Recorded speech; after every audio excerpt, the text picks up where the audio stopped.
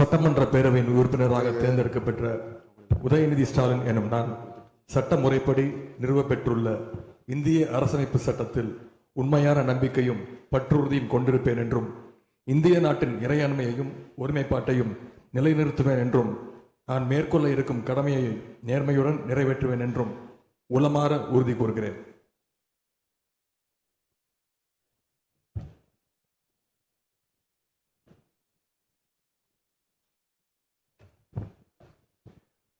மாண்புமிகு திரு எடப்பாடி கே பழனிசாமி.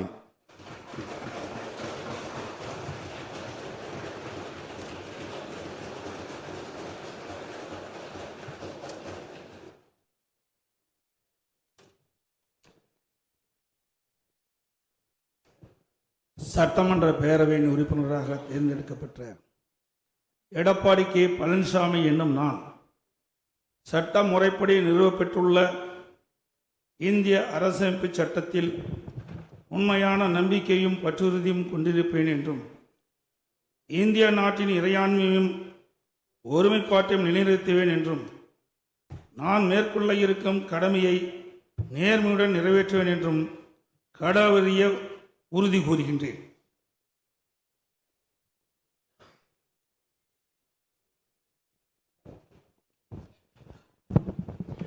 மாண்புமிகு திரு ஓ பன்னீர்செல்வம்.